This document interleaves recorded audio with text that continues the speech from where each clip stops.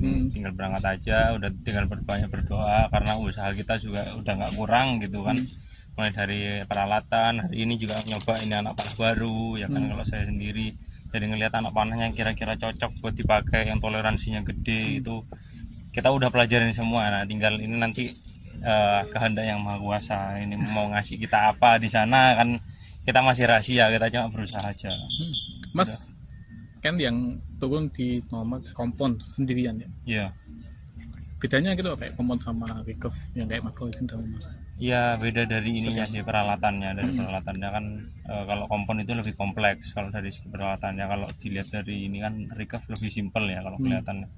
Tapi memang dari segi persaingan juga memang jauh lebih ketat kompon sebenarnya. Karena apa? Saat kita di sana itu kok masuk 91 itu di kelas dunia itu udah kalah, udah dianggap kalah, udah kayak ketar-ketir gitu sebenarnya. Karena itu saking presisinya itu pakai alat itu, jadi kita dituntut untuk tidak membuat kesalahan sama sekali nggak boleh buat kesalahan. Karena saat kita buat satu kesalahan, musuhnya udah mau kejar-kejaran udah nggak bisa. Kalau yang di kompon? Ya kalau di kompon itu kayak begitu memang. Oh, karena akurasinya lebih tinggi gitu ya? Iya, akurasinya jauh lebih tinggi karena alatnya kan memang lebih kompleks. Akurasinya dituntut lebih tinggi. Semakin tinggi levelnya, mau semakin ini, semakin persaingannya. Kadang itu skornya sama. Terus nanti ada shoot off istilahnya kan. Kita shoot off itu kayak kalau di sepak bola itu kayak penaltian, ya, penaltian terakhir itu. Nah itu kita itu deket-deketan sama plusnya di situ, yang titik yang paling tengahnya di target itu. Nah itu kalau udah deket-deketan udah rezeki-rezekian tuh kalau gitu tuh. Kadang tuh nembaknya pas, masuk pas di tengah. Kadang nembaknya pas juga nggak terlalu. Kadang kita udah merasa dekat, musuhnya juga lebih dekat malah di tengah. Karena saya juga pernah ngalamin kayak gitu juga kalahnya. Di mana itu?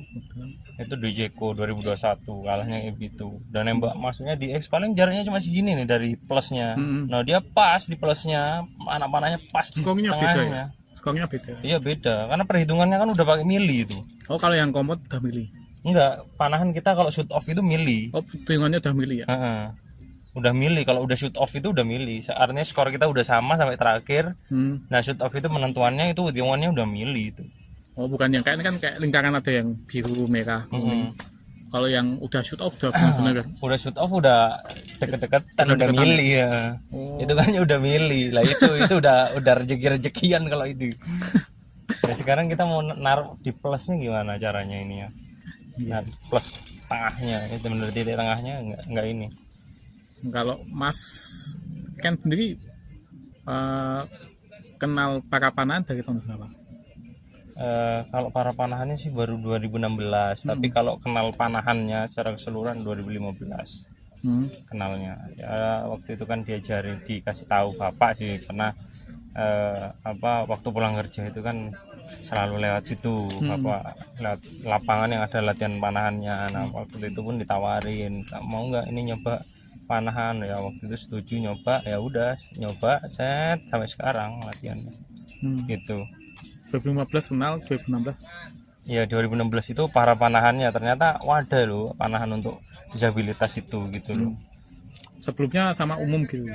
Sama umum terus, nggak kenal, aku nggak kenal olahraga disabilitas. Yang panahan tuh nggak kenal dulu itu, baru tahunya itu. Pertandingan pertamanya di tahun berapa? 2016 kalau panahan, kalau para panahannya di Bandung, Peparnas Bandung. Peparnas Bandung ya. Kalau sebelumnya turnamen umum gitu malah? Iya cuma latihan masih baru ya? latihan biasa, belum pernah ikut turnamen sama sekali. Di Peparnas Bandung dapat? Enggak, belum dapat apa? Belum. Terus masih baru ya, baru tahun pertama ya? Iya. Terus masuk ke pelatnas para panahan? Pelatnas 2019 masuk di pelatnas. Nah, sekarang jadi guys panjang kalau di pelatnas tuh ini kan nggak pulang-pulang, nggak ini kan latihan terus, nggak pulang-pulang emang sekarang. Kecuali pas pandemi itu lagi door itu kan suruh pulang semua, bubar pulang tuh baru. Nah itu menjaga motivasinya gimana? Kan sempat kosong lama itu kan karena pandemi itu ya. Menjaga motivasinya gimana? Ibaratnya kan Mas kan baru memulai terus udah mau naik malah keputus pandemi yang sempat bikin kompetisi nggak ada sampai berapa lama itu kan. Menjaga motivasinya gimana? Gimana ya kalau menjaga motivasinya sih sebenarnya nggak nggak mulu-mulu ya, sederhana aja. Ya udahlah kalau misalnya emang belum waktunya, udah latihan aja, latihan sebisa mungkin untuk menjaga ini, karena saat nanti kita bener-bener nol latihan itu kan bener turun drastis grafiknya pasti. Kalau misalnya kita masih bisa jaga ya paling nggak di tengah-tengah lah, di tengah-tengah gitu. Nanti kalau misalnya dituntut ayo kita ini pelatihan lagi ya, nanti ada target ini dan itu, kita mau naik lagi tuh nggak terlalu tinggi gitu. Iya. Kalau nggak latihan sama sekali ya kan susah pasti ngejarnya. Nanti kalau salah-salah dikit-dikit cedera kan ya udah itu aja sih. Terima kasih sudah menonton. Silakan subscribe, like, dan jangan lupa komen di bawah ya bola spotter.